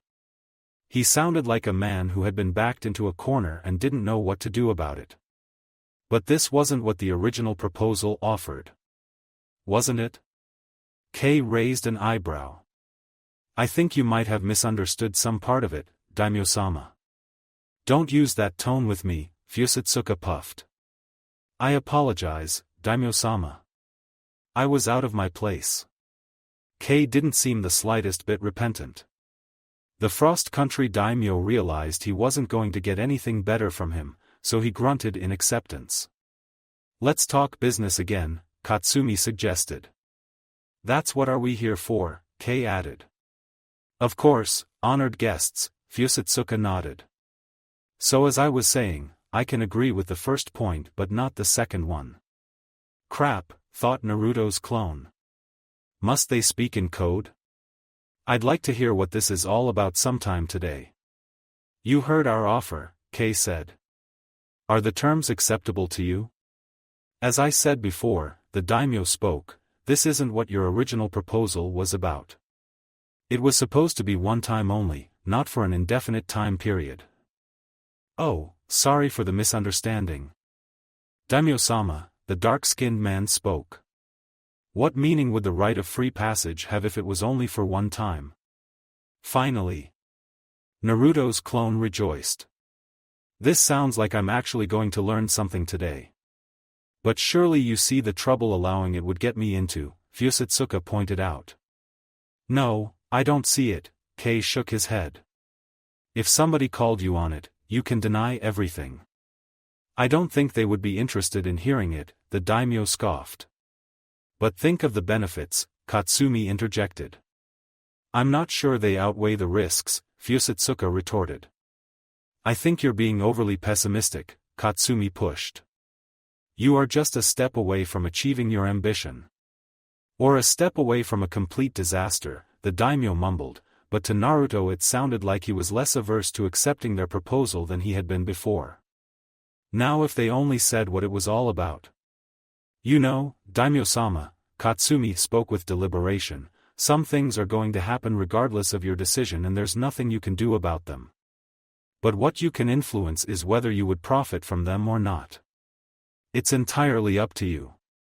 "Well said, Katsumi Dano," Kei nodded. "You can gain a lot from this while you venture little." "Still, this can turn terribly wrong," Fusatsuka objected. "Nonsense," the dark man smiled, "the chance of the operation failing is low. And think about the benefits. New land means new riches." "Yes." Naruto's clone thought. More information. And what did they mean about land gains? Was the paranoid daimyo what's-his-name of Hot Springs Country right and they indeed were plotting against him? Who would have thought? "I still want some guarantee," Fusatsuka said. "Isn't what we already offered enough?" Kei asked. "Think about it carefully. Join us and you'll be victorious. Don't join us and..." "Well," he let out a meaningful sigh, "the war will get here anyway and you'll be in a lot worse position." That doesn't sound good, Naruto thought. The war is bad enough without anyone else joining in and something tells me those aren't our allies. But who are they? I wish they said it. I think such issues shouldn't be pressured, Keidano, Katsumi spoke. I think it would do the negotiations good if we took a short recess now so our dear friend Fusatsuka could think about our offer in peace. All the talking made me parched. I'd like to drink some tea now. I'm sure the talking would go much smoother if our throats aren't sore. Don't you agree? Excellent idea, Fusatsuka replied. I think we all can use some tea now. He motioned for a servant that had been patiently waiting in a corner. Naruto wondered what she was doing there. If he were attending a secret conspiracy meeting, he wouldn't want any unnecessary witnesses, least of all some random maids. So was Fusatsuka so spoilt and stupid, or was the girl something more, like an undercover trusted bodyguard? He watched how she moved as she poured the tea from a kettle, but he couldn't determine whether she had any combat training or not. Excellent tea, Katsumi commented after taking a sip, but it's still missing something. I have come upon an interesting custom recently in my travels. Did you know that the natives of Sea Country use lemon juice to spice their tea? It's really good, you should try it. It took a moment for Naruto's clone to register the meaning of those words, and then panic set in. Before he could think of anything he could do, he was lifted from the tray by a calloused hand. A second later he disappeared in a puff of chakra when a knife cut into him. The three conspirators stared speechless. Gardens. The original Naruto had found himself a comfortable spot in one of the trees near the outer wall of the garden. He was well concealed, and if worse came to worse and his clone was discovered, he could jump over the fence and run quickly. He didn't do it yet only because the lookouts on the wall seemed alert and he didn't want to be discovered unless absolutely necessary. If everything went right, he'd spend the night here and in the morning return to the kitchens to meet with Hotaru. Suddenly a rush of memories assaulted him. Oh no, he groaned inwardly, somebody wanted lemon in their tea. He had completely forgotten about that possibility. What now? The conspirators had already noticed that something was wrong. They might not realize what exactly it was, but they'd probably quickly come to the conclusion they had an eavesdropper. And then they would search for him. Naruto might try to claim ignorance, but he doubted it would help him. No, the best option was to get lost and do it fast. He peeked through the foliage. The guards on the wall were patrolling dutifully, but their attention was focused outwards. He could do it if he was fast enough. He had already turned his garb the ugly side up, so the bright colors wouldn't give him away. He concentrated on remaining unseen. It was often enough for people not to notice he was there. He never figured how did it work, but it often helped him remain undetected. And sometimes it failed utterly, most often on the occasions when he really needed it. He looked at the sky. The full moon was shining today, but there were clouds drifting across the sky, occasionally covering it. And it looked like one was heading there right now. The young Chunin considered his option. He could take one long jump over the wall, but that would cause the leaves to rustle and give away his position. Nobody had sounded the alarm yet, so he figured he still had a little time before they would come looking for him. He opted for stealth instead. He quietly dropped to the ground and ran towards the wall, flattening himself against it. Now the guards would have to look straight down to notice him. Now he only had to wait for the cloud to cast its shadow over them. "Intruder," shouted a vaguely familiar voice from the direction of the garden pavilion. Probably one of the samurai, Naruto thought. The lookouts on the wall turned to face the voice. Crap, they'll spot me anytime now, thought the disguised boy. There was no more time for stealth. With one chakra-powered leap he reached the top of the wall.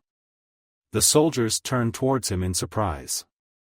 Before they could do anything else, he jumped again, landing a good way from the wall. "There is he," somebody yelled. Naruto didn't bother to turn around. He just ran like his life depended on it, mostly because it did. He took a moment to survey his surroundings. There was nothing but grass where he was standing. To the right of him, there was the steep drop with the river somewhere deep below. In front of him and to his left was more of the grassy hillside. There was nothing to hide behind. It made him feel like a practice target. In no time now the guards will take out their bows and try to shoot him into his back. He pumped more chakra into his legs and ran faster. He heard an officer giving an order. He couldn't hear the bows being pulled back, but he certainly imagined it. He joined his hands in a series of seals. As the arrows sprang forward, he turned around. Futon, Detapa flew against the projectiles, swiping them away from their trajectories. The blast went on, reaching the wall and the soldiers. Its strength was dissipated over the distance, but yet the men had to brace themselves. One of them was caught off balance and fell. Startled shouts reached Naruto's ears. Most of them were merely expletives, but there was several, "It's a ninja," as well. The young Chunin paid no heed to it. He continued running. Soon he would be out of range and they wouldn't be able to touch him again. They weren't what worried him. He was more concerned about the shinobi that were sure to come after him soon. Now the only question was where to go. Should he head to the city and warn the girls, simultaneously putting them in danger, or should he head to the wilds, hoping to lose pursuit there? He had spent better part of the evening deliberating on it and couldn't come to a conclusion. Then he grinned. When in doubt, he created 10 shadow clones and had them spread in different directions. He himself headed for the town. He was almost at the outskirts when he noticed his pursuer. Shimo Square Nuki was bored. When he had finally graduated from the Kumo Shinobi Academy and was assigned to a team, he had expected all sorts of exciting missions and wonderful adventures. Instead he got stuck on the horror otherwise known as D ranks, and even after they received their first C rank, nothing interesting had happened. They just got stuck guarding a pottery merchant who nobody wanted to steal from. Even when they had traveled through an area notoriously known for being infested by highwaymen, nothing of note occurred, if you don't count the time one of the wagons got stuck in the mud and they had to help getting it out. Which ended with Nuki falling face first into said mud.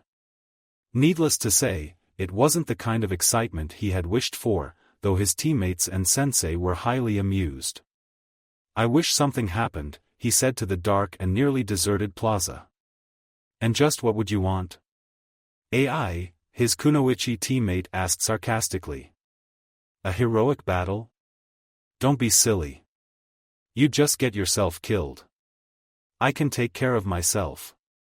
"Yeah, we saw enough proof of that," she grimaced, but the expression wasn't visible on her dark face, so the irony was completely lost on Nuki. "Just be glad nothing happened and you'd be able to add a successful C rank to your record." "I'd rather add some kills to it," Nuki replied. "Maybe even ninja kills. Now that would look great on my resume." "Not likely to happen," AI smirked. "Quit it, the two of you," their third teammate interjected. "On case you've forgotten, we're on duty here." "Oh, we remember, don't worry, the kunoichi replied. "I just don't understand why all the three of us have to be on guard," Nuki complained. "Because it's an order, dummy," AI scolded. "I know it's an order, I just don't understand the reason behind it," the young genin complained. "It's completely deserted around here. And it's not like anyone would ever want to steal some old cracked pots." He threw his arms around so wildly that he nearly knocked over one pitcher. "Be careful," the girl snapped. "You don't want us to fail our first real mission due to your own clumsiness. Now how would that look on your record?" "It's not like anyone would miss that ugly thing," he huffed. "How can that guy even know how many of them he has?" "I assure you he knows very well," I informed him. "And if you break it, you would have to pay it from your mission wages, that is if we get paid at all. He might just say we failed the mission if we couldn't protect his goods from ourselves. And you don't want to know what K-sensei would have to say about that." Nuki involuntarily shuddered. He most certainly didn't want to get on the bad side of the jounin. But he covered up his slip of composure quickly. Still, I want to see some action. Guys? You spoke in a grave tone. What is it? His teammates asked in unison. Do you hear that? He didn't have to specify. The sound of multiple running footsteps was nearing them rapidly. What's going on? Nuki mused aloud. I think you're about to get your wish granted, I answered. Near the city, Naruto pumped more chakra to his legs. His strained muscles protested vehemently, but he carried on. But he could already tell that it won't be enough. Despite his increased speed, the sounds of his pursuer were nearing. He had already reached the first shacks at the edges of the city, but that meant nothing. The inhabitants were either sleeping or trembling in fear, and he couldn't count at managing to hide himself among them. Not from a competent ninja, and that was exactly what his pursuer was. Most likely even a jounin. He wrecked his brain for a possible way out of this mess, but he came empty. He might try to get the girl's help, but if the shinobi on his tail was really good, it won't be enough. So maybe he shouldn't expose them. But how would he relay his findings to them? He still had a mission to complete. He checked how much chakra he had left. The results weren't heartening. He wasn't exactly exhausted yet, but making so many clones had taken a good deal from him.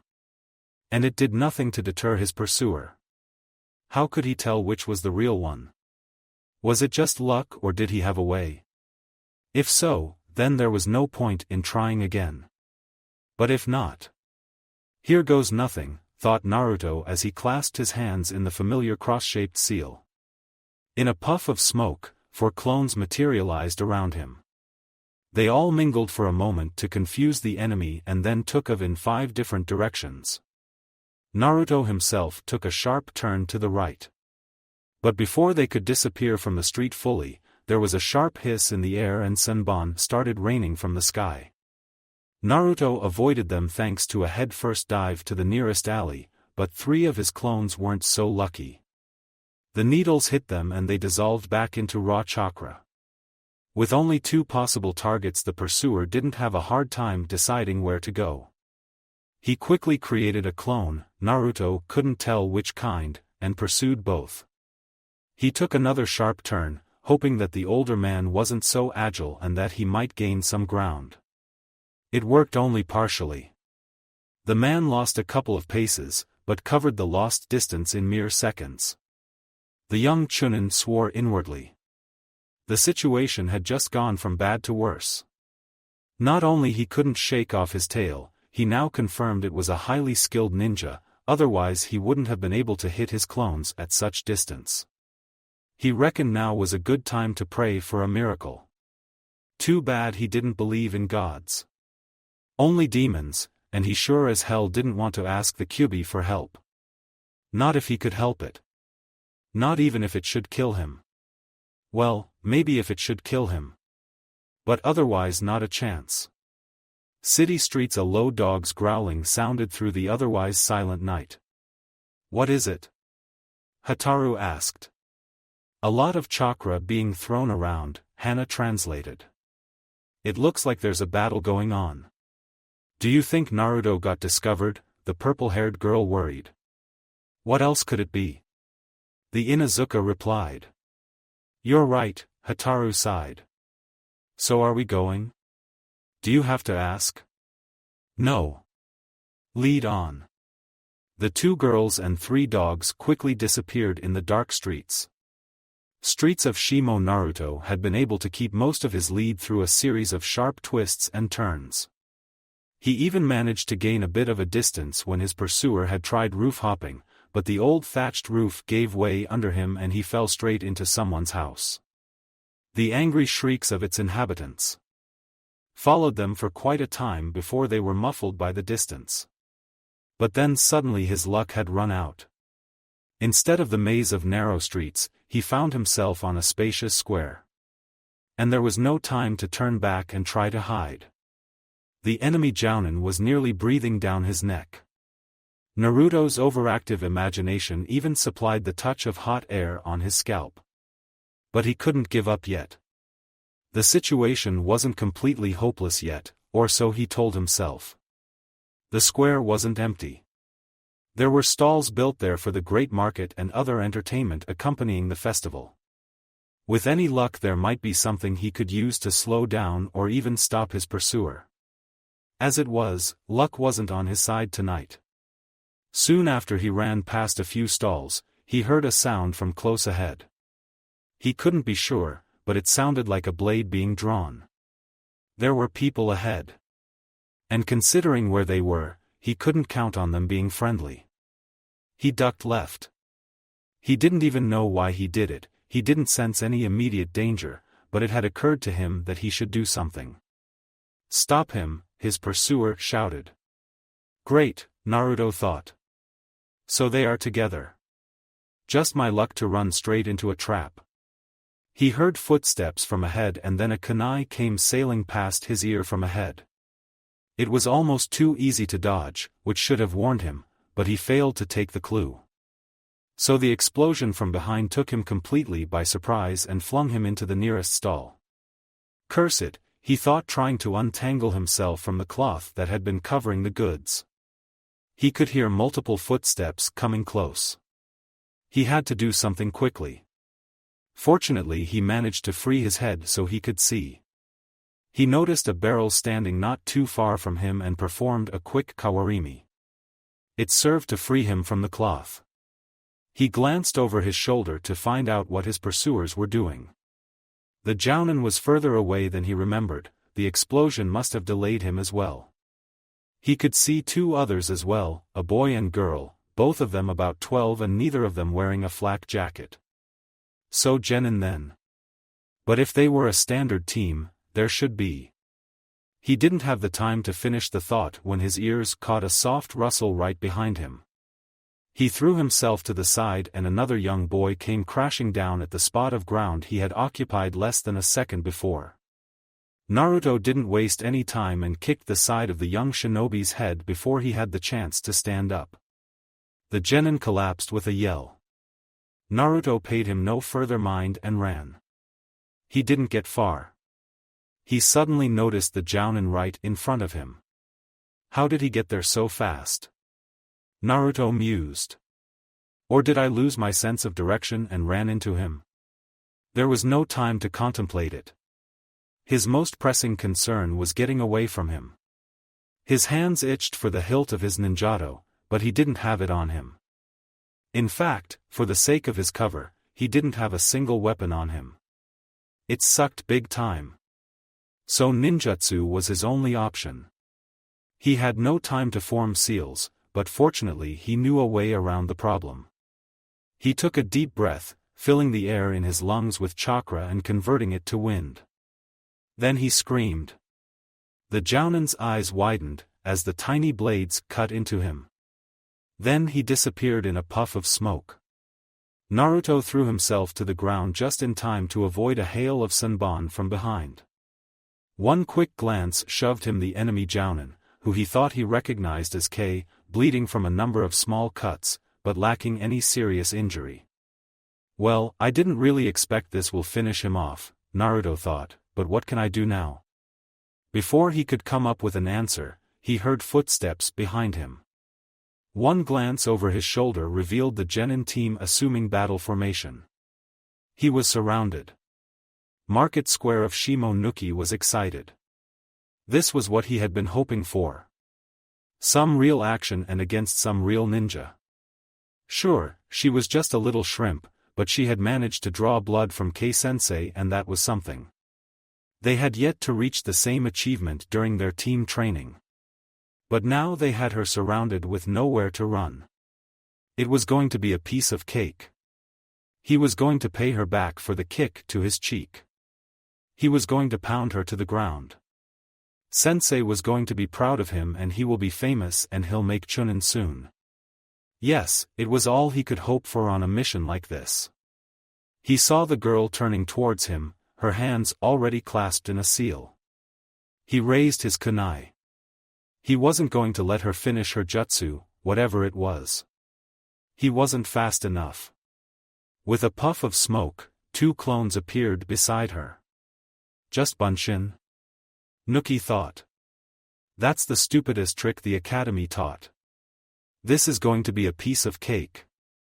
He barely finished his thought when the clones attacked simultaneously. He swung his kunai at the middle one, the one he thought was the original, but the little child evaded easily. Small hands grabbed on his forearm, and before he realized what was going on, he was lifted in the air and thrown towards his sensei. Kei easily sidestepped and Nookie sailed past him. He had just enough time to wonder how could such a small girl have so much strength, when he landed on a nearby stall and heard something breaking. It scared him, but then the lack of agonizing pain let him know that the broken things weren't his bones. He got up and dusted himself off. He took in his surroundings as he was doing so. All around him were lying shards of inferior quality ceramics and the remains of disturbingly familiar stand. Crap was all that went through his mind at the moment. Their client wasn't going to be happy.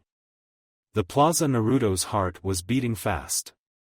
His plan to use the Kyumo Genin team, he finally got a good look at their headbands, as human shields yielded only partial success.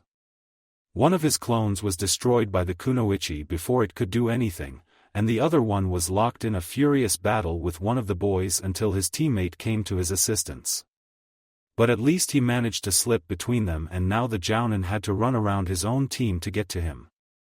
The Chunin hoped he had managed to wound the boy he had thrown. If the Kyumo Shinobi had to give him medical assistance, it would slow them down. But luck really wasn't on his side tonight. The Kyumo team was already back on their feet and ready to chase him again. He couldn't come up with anything better to do but run. He was sure this was going to be the end of him. They were gaining on him. Then the yellow glow of a lightning jutsu lit up the night and he was sure he was done for. But the pain never came. Instead he could hear painful grunts from behind. He chanced a glance over his shoulder. The three Kyumo Genin were down on the ground, only one of them trying to get up. The Jounin seemed unharmed, but he was looking around searching for the threat. Then 4 furry tornadoes came charging at him and his students. The Jounin dodged, but the Genin getting up was pummeled to the ground. Naruto shouted in joy. The girls had arrived. Maybe he won't die here tonight. But it was still too early for celebration. There was still a Jounin out to get him. Lightning crackled again and there was a hiss of pain. Naruto couldn't tell who did it come from. He stopped running. Now the whole team was assembled, they could fight. But first he had to do something about his current unarmed state. He ran to the down Genin and quickly relieved him of his weapon pouch. He strapped the bag on his own leg in record time and looked inside. Fully stocked on kunai and shuriken, and there were even some exploding tags inside. Perfect. He still missed his sword, but at least he didn't feel naked anymore. He looked around to assess the situation. Both Hataru and Hana were now engaging the Cloud Jounin. He didn't know how they would fare against him, so he had to hurry. He was alone to deal with the 3 Genin. One of them was still down after Hana's Tsuga, but the other 2 were already getting up.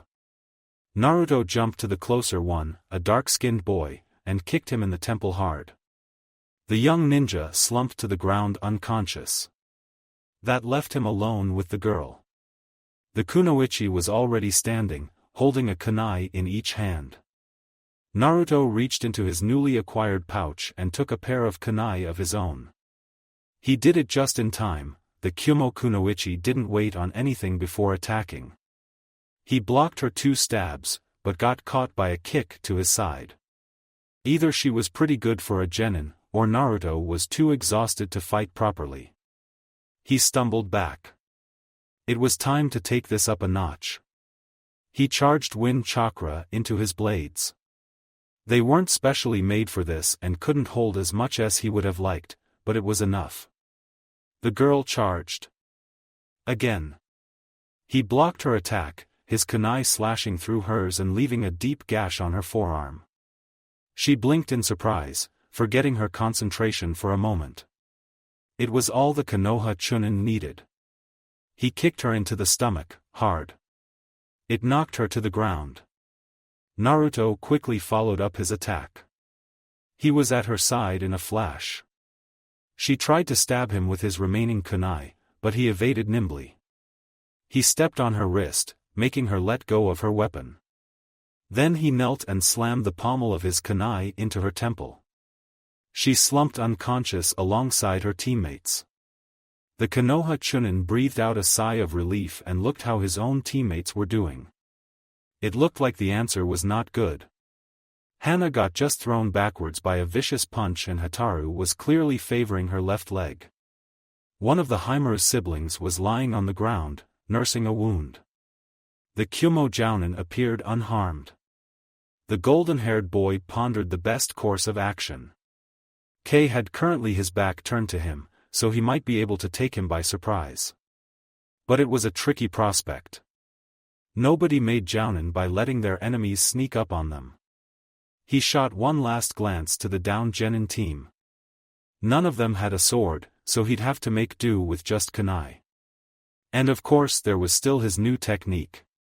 It was still far from perfect and he was tired, but he was confident he could successfully use it in battle now, if only for a short period of time. He channeled chakra to his forearms, made it whirl around them and sharpened it into countless tiny wind blades. Then he dashed forward. Kei blocked a wild sword swipe from Hataru and aimed a kick at her midsection, forcing her to take a step away. Then he turned around to face the charging Naruto. The blonde Chunin had barely time to look surprised when the man stabbed his kunai at him viciously. He narrowly avoided the hit meant for his head and thrust forwards his right arm. The Jounin blocked with his left arm, but the wind-sharpened edge cut through his blade. His eyes widened a bit, but he evaded quickly, avoiding any serious injury, only a thin red line appearing on his forearm. His right arm sprung in counterattack. Naruto saw the move, but was too slow to react in the nick of time. He brought his arms up to block, but he didn't make it. The kunai hit his left shoulder. Fortunately it was only a flesh wound, but it still hurt. He cried out in pain, but didn't back off. His right arm continued on its course, hitting the outstretched arm of the Cloud Jounin. The man screamed as the rotating wind blades dug into his flesh. He jumped back. Then he was forced to dodge an attack from Hataru, which brought him into the range of Hana's dogs. Snapping teeth grazed his ankle. By that time, Hana got back on her feet and rejoined the fray. For a moment, things looked up. Then suddenly a hail of shuriken flew through the air, forcing the trio of Leaf Chunin to back off from their opponent. Naruto turned around to see the newcomer. He recognized him immediately. How could he have forgotten about him? It was the other ninja that had been present at the clandestine meeting. It took him a long time to catch up with them, but now that he was here, things were about to get really ugly. Naruto turned towards the newcomer. Katsumi was his name? He thought so. The Chunin tried to stand in guard stance, but a sharp pain in his left shoulder made him wince. It seemed that the wound was more severe than he thought. He had trouble moving his arm. He grabbed the injury with his other hand. It was bleeding profoundly. Katsumi moved to attack and Naruto crouched to defend. In the meager light of the crescent moon, he noticed the blood glittering on his right hand, flowing towards the thin red line. Crap was all he had time to think before it touched and a red heat came alive within his body. No, he screamed. He wouldn't succumb to it. He couldn't let that stupid furball control his body again. He would fight for dominance and would show the fleabag where his place was, behind the bars of his cage. Hear it, fuzzball, he shouted internally. Stay where you are. Make me, the bijou answered. I will, Naruto promised determinedly. The beast laughed in response. You're welcome to try. Shimo Plaza Hana was just getting up after being sent flying by a kick to her stomach, again, when she suddenly felt the presence of the sinister red chakra.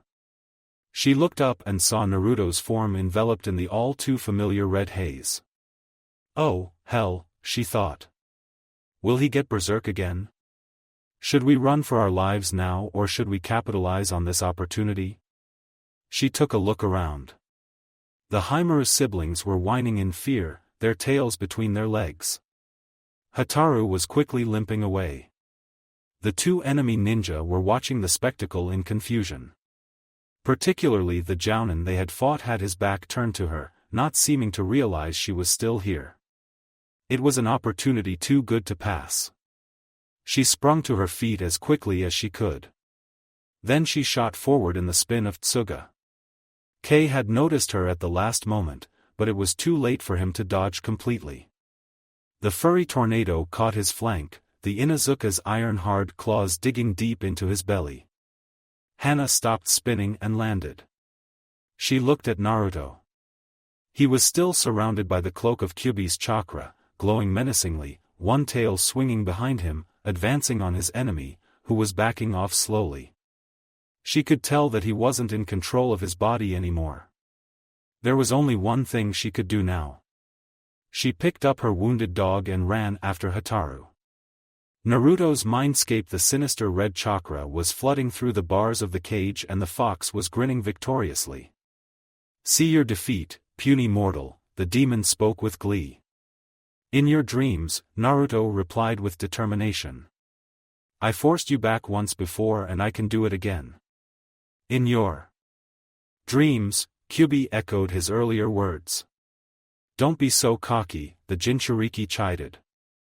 Last time you took me by surprise. This time I know what to do. He strode purposefully to the seal.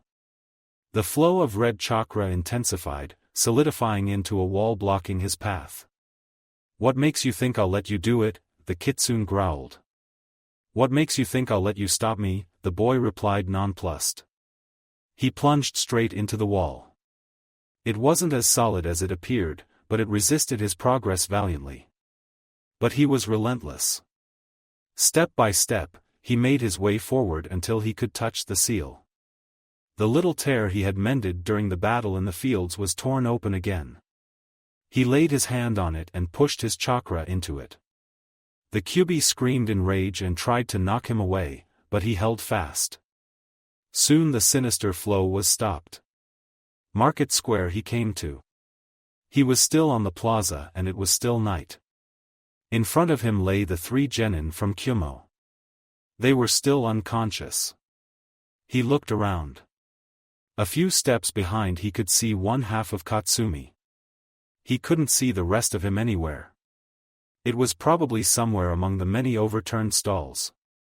He shuddered with the realization that it was probably his doing, he couldn't remember and he was glad for it.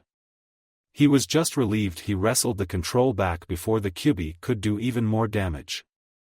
He didn't know how he would cope if he had torn apart the three children before him. The fact that they were all older than him didn't seem relevant. Or if he attacked his teammates again. That was something he really wouldn't be able to live with. Speaking of the girls, where were they? He couldn't see them anywhere. I hope they got away all right, he thought. He jogged to the spot where he last saw them fighting. There was a large puddle of blood. Naruto followed it. It led under a fallen table. Underneath, two big feet were sticking out. He recognized them as belonging to the Kyumo jounin. It appeared the man had been wounded and then tried to crawl away, when the stall had fallen on him. And considering the sheer weight of blacksmith's goods lying atop him, it was unlikely that he was still alive. One accounted for, Naruto thought. But where are Hana and Hotaru? Then he noticed a second, thinner blood trail leading away. So that's where they went, he thought, pleased that his teammates had indeed gotten away relatively unharmed. There wasn't enough blood to signify a serious wound. He followed after them. Later Nuki slowly woke up. His whole body hurt and his head was the worst off. What had happened? Did he steal his father's sake and got drunk again? He swore he'd never do something so stupid again after the resulting hangover, beating and grounding. Don't move, AI's grave voice interrupted his thoughts. You might have a concussion. What happened? He inquired. Don't you remember? We were in a battle yesterday, the kunoichi explained. Oh. Now it was coming back to him. The appearance of Kei-sensei pursuing a young child, his elation upon finally seeing some action, and then his delusions of grandeur being shattered by a small slip of a girl that couldn't have been any older than 10, if that. It was utterly humiliating. How did it end?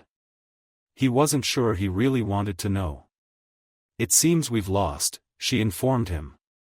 I wasn't exactly conscious to see it, but Kei-sensei was badly wounded and the enemy was nowhere in sight. Nuki grimaced and slowly sat up. For the first time, he took in the devastation scene that used to be the busy marketplace just yesterday.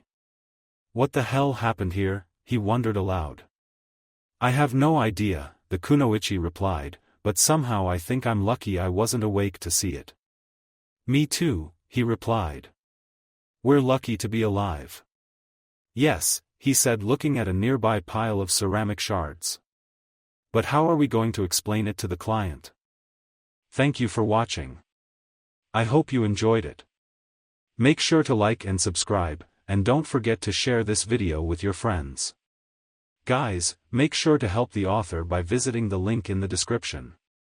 This is Fox Sage, and I'm signing off.